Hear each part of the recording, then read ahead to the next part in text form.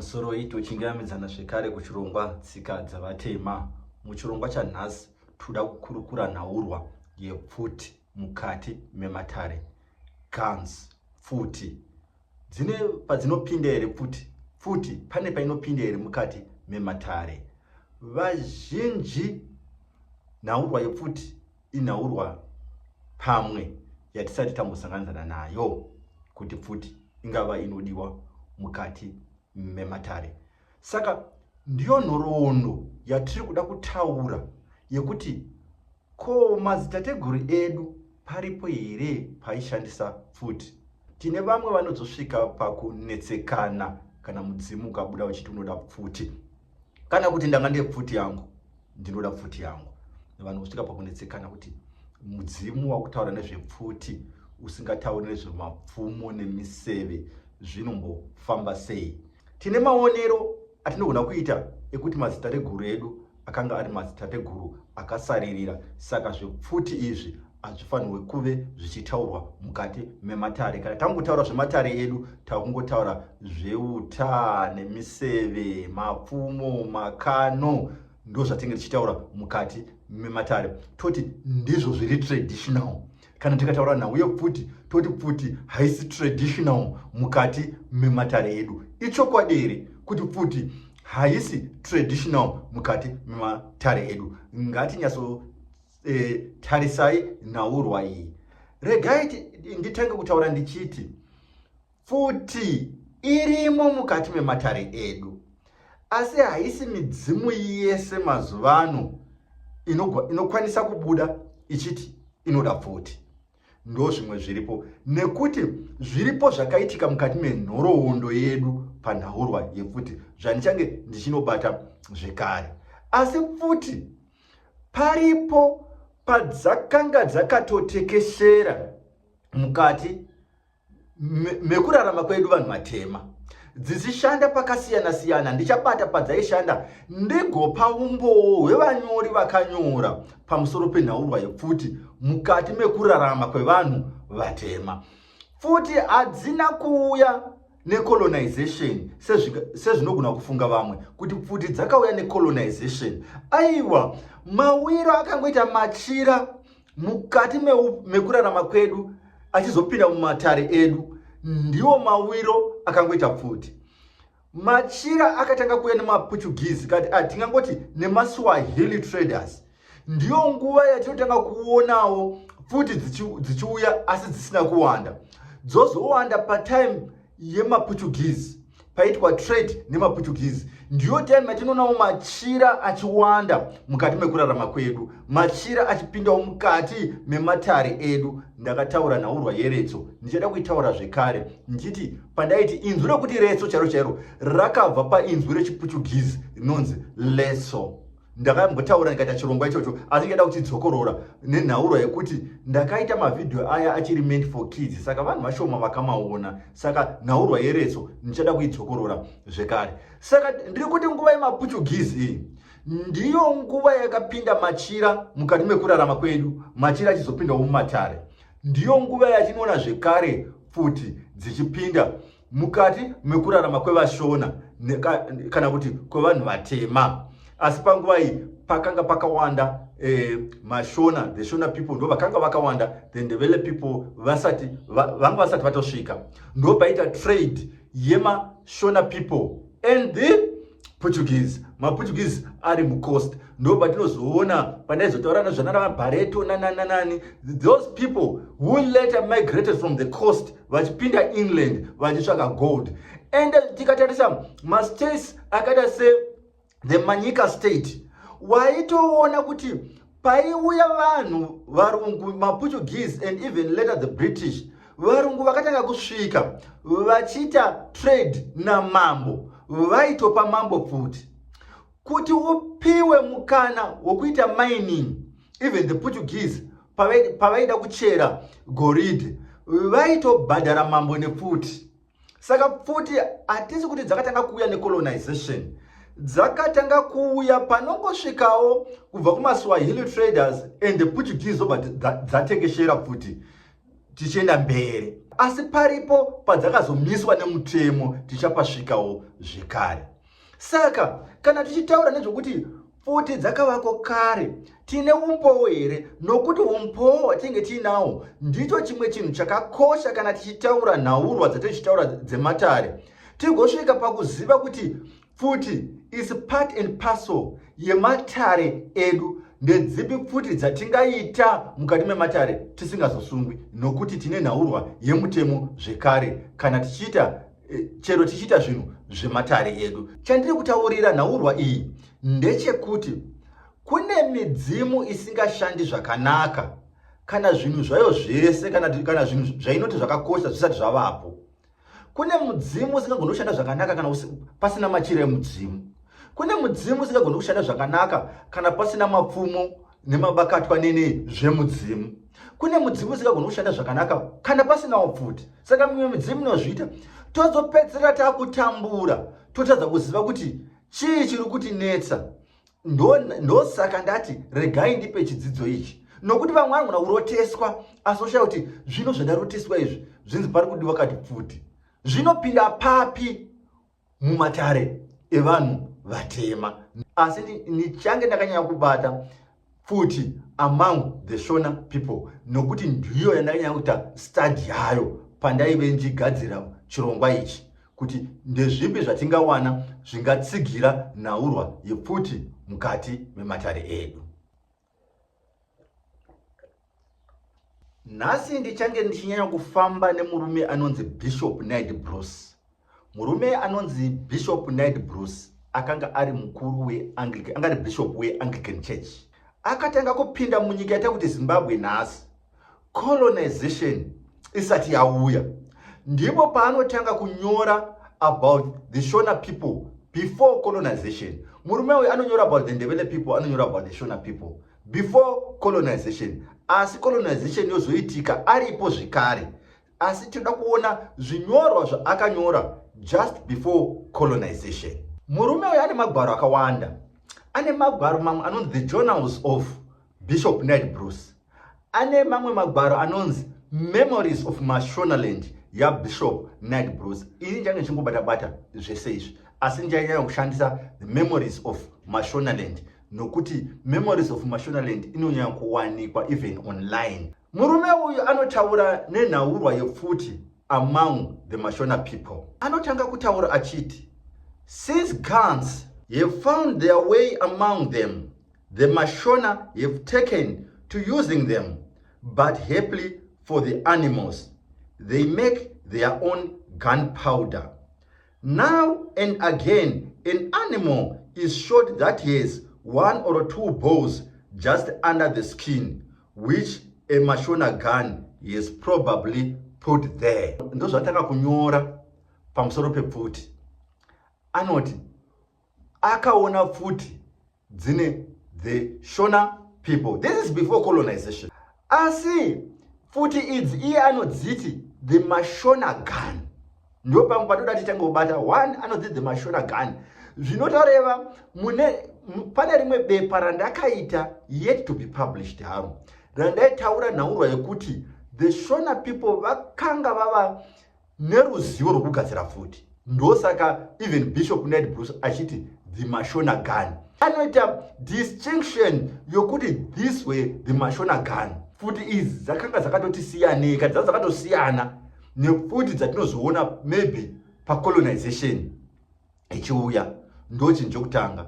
Chimwe chaanoita so clear ndechekuti the Shona people make their own gunpowder. Vaigadzira gunpowder yavo yaienderana nefuti dzavo. Apa tikuda kubudisa nhaurwa yekuti futi dzakanga dziriko dzaitonzi the Mashona gun, dzakanga dziri futi dziri traditional kwatiri. Futi idzi zvanhu naBishop Naird Bruce dzaishandiswa for hunting. Saka we have the Mashona guns which were being used for hunting. Saka pa hunting apa takanga tine mapfumo, takanga tine miseve, takanga tine makano, takanga tine mimbure nekuchera makomba. Zvese zvinhu izvozvo zvaishanda kuhunting. Tinouya mazuva ano vazhinji vachiti takuvhima mari, saka tofana kuve tine mapfumo, asi mapfumo aya atibetsere pakuvhima. Asi mazuva ano takuvhima pfuma, takuvhima mari, takuvhima chakati zvatinotaura zvakasiyana siyana. Kana tateguru vangu vainga vane pfuti yavaishandisa, mudzimu wakadaro unoshanda zvakanakisa kana indikata pfuti yangu mukati mematare angu. Chikuru chataurwa naNed Bruce pataverenga apa ndechekuti pfuti dzakanga dziri kushandiswa, the mashona gun yaishandiswa zvakanyanya mukuvhima, yakanga isiri for destruction yokuti tinonosvika tichinorwa for violence, tichinorwisa vamwe, tichinourayana nepfuti. Yakanga iri kushandiswa pakunovhima. Pfuti chakanga chiri chombo chakanga chakakosha kuvanhu vatema, kunyanya verudzi rwedu rwechishona rwatiri kutaura pamusoro paro.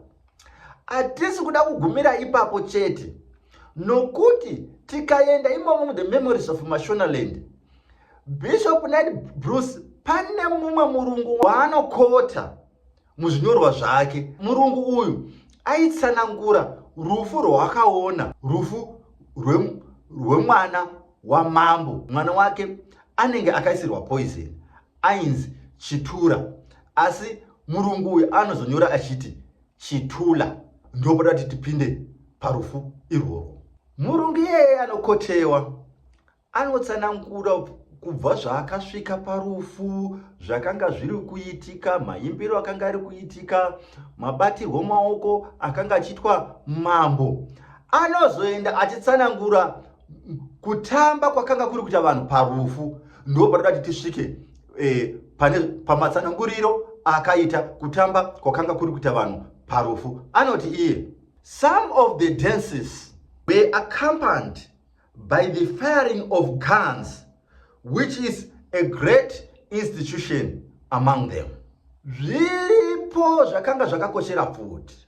Parufu rwemunhu pairidzwa pfuti, ndo zvakanga zviripo. Asi anoenda achitsanangura zvekare achiti pfuti was a great institution among the Shona.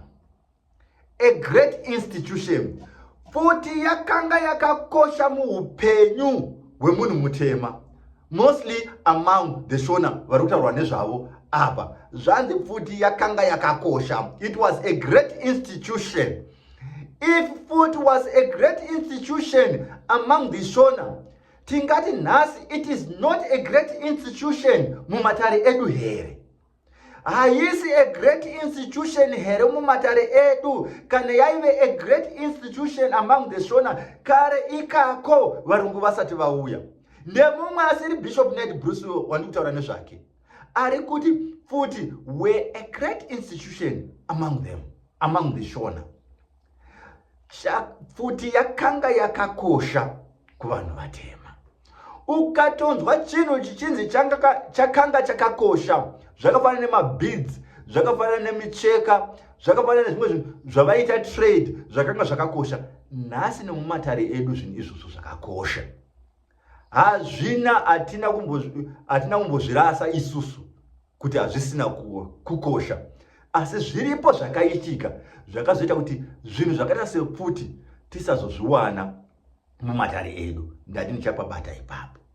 Saka pakuchema munhu, kunyanya munhu wavaiti akakosha zvekare, pairidzwa pfuti. Saka musi wekutanga ndozvaakaona pfuti dzairidzwa, vanhu vachichema vari kumba, pfuti dzairidzwa. Muvhangeri anokotewa naBishop Ned Bruce anotaura iye zvekare achiti, knowing of this custom, Frank the catechist and I had brought our own rifle, and at a suitable moment we fired a few shots which pleased them all. Chakakosha apa anoti naurwa yekuridza pfuti parufu, it was a Shona custom. Ndosaka ati knowing of this custom, yakanga iri tsika yechivanhu, zvakanga zvichiitwa pachivanhu, yaitove tsika. Saka chinhu chatinoti itsika yedu achiwanzi kushayikwa mumatare edu. Oro regai nditi, it is not wrong kuva nepfuti, nokuti yaingovako uye yakanga iri imwe tsika yechivanhu kuridza pfuti parufu. Vakazoita nguva yavo yokuridzawo pfuti dzavo, nekuti vakanga vatoona kuti this is a tradition iriko. It was something that is traditional kuridza pfuti parufu. Saka if kuridza pfuti kwakanga kuri traditional, zvinoreva kuti pfuti dzinongova part and parcel yematare yedu. Asi zviripo zvakazoitika tati zvakaita kuti pfuti dzisazovamo mukati mematare. Abva musi wokutanga wavakaridzawo pfuti dzavo akaenda ndokuzouya musi weburial. Ngatimbobate zvekare zvaakaona zvichiitika musi weburial. This is before colonization. Anoti iye musi weburial, it was a dense crowd but with no confusion, and in the middle was the rude bier, carried on the shoulders of 8 friends, with the body of Chitula entirely wrapped in white limpo. Ndo zvaanotanga kutsanangura izvi kuti ndo zvatakaona akasengwa neshamwari dzake vakanga vachienda kugraveside, ndo kwakanga vari kuenda. Saka aitaura the crowd yakanga ariona kuti it was a dense crowd, asi yakanga isina confusion. Ndo zvari kutsanangura. Anoenda mberi achitaura achiti, at other times the war procession would stop while men with guns advanced and fired as though some enemy were about to interrupt. Paita nguva yokuti vanhu vachienda kugraveside vaimbomira, poita varume vanenge vane pfuti vomanya mberi vonoridza pfuti, kuita sekuti pakanga pane mhando yavakanga vachiridzira. Asi zviriko zvinozoitika vakusvika paguva apa zvatoda kuti zvekare titsanangure. Anoti iye, the gun firing was very frequent by the grave, a part which the young blood seemed to take great pleasure in. Kwai gun firing kuridza pfuti kwakanga kunyanyisa vakusvika pedo nepaguva. It was a traditional way of mourning someone. Kuridza pfuti, it was a traditional. Tati pfuti idzi dzaitonzi the Mashona gun, dzakanga dzine nzira yadzaigadzirwa nayo.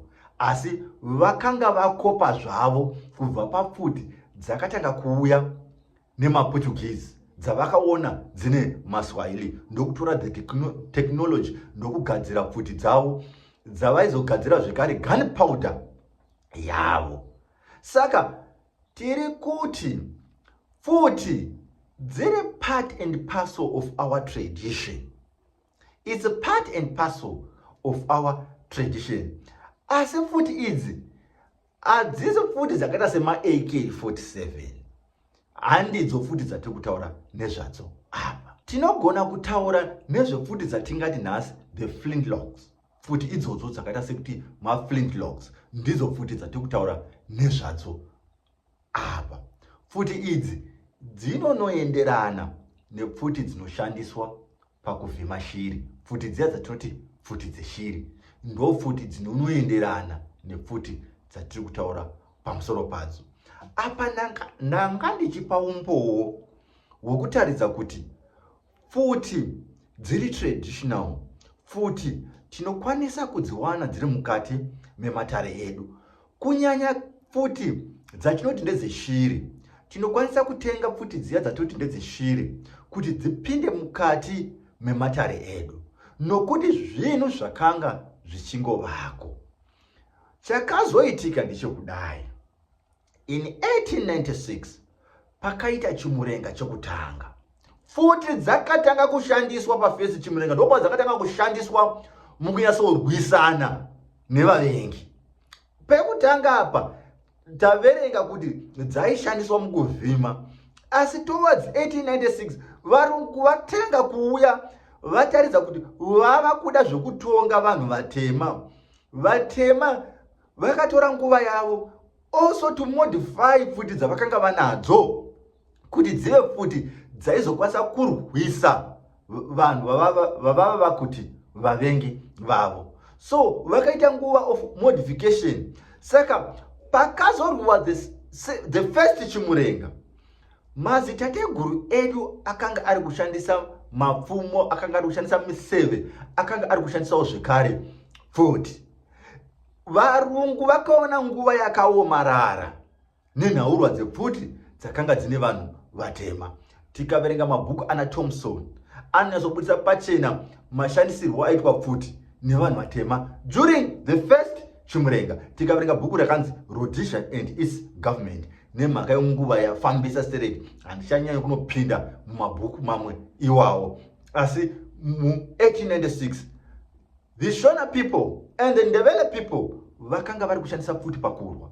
Tikatasa even the history of the Ndebele vachitanga Chimurenga chichinotanga uku vakanga vachirwisa varungu nepfuti. Tine vanhu vane kuona kwekuti the first Chimurenga changaitwa nevanhu vaishandisa miseve. Ndo zvatinodzidziswa kare, zvatakaudzwa kare, zvatoteerera kuma politicians. Some of the politicians akanyora mabhuku vachida kurumidza the second Chimurenga kudarika the first Chimurenga. So vakapembedza zvikuru the second Chimurenga vachiti second Chimurenga chakazowiniwa nekuti vanhu vakanga vane pfuti dzakangotanga even pa first Chimurenga.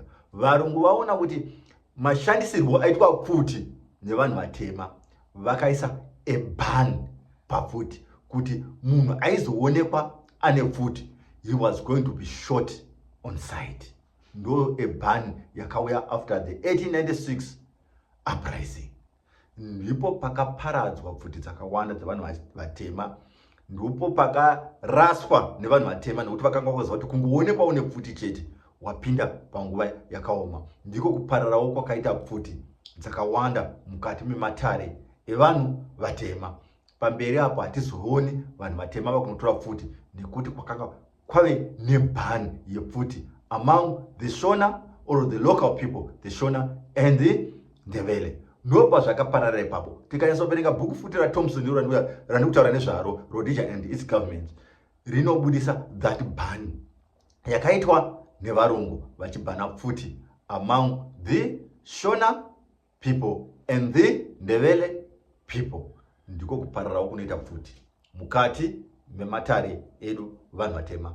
Pfuti dzakanga dziri traditional among the local people, the local Shona and the Ndebele people, dzakanga dziri very traditional. Saka hatifanirwi kushamisika kuti mudzimu unokwanisa kubuda uchiti ndinoda pfuti kana kuti ndakanga ndiine pfuti yangu.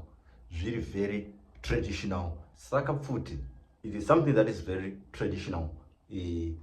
Taive nadzo pfuti dzainzi the Mashona gun semaonero ataita pamwe tikaona zvinhu zvedu zvisiri kufamba, tazama taita zvese, mapfumo tinawo, makano tinawo, zvino neizvo tinazvo, asi hazvisi kufamba.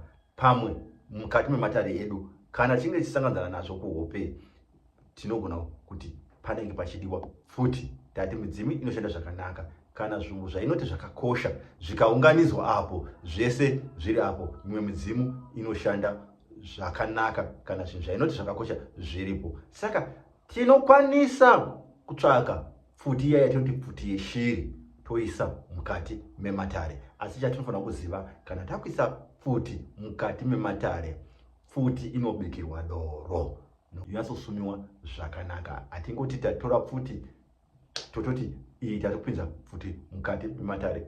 Pfuti muzivo wandinoita inonyatsotobikirwa doro, yabikirwa doro yotosumiwa zvakanaka.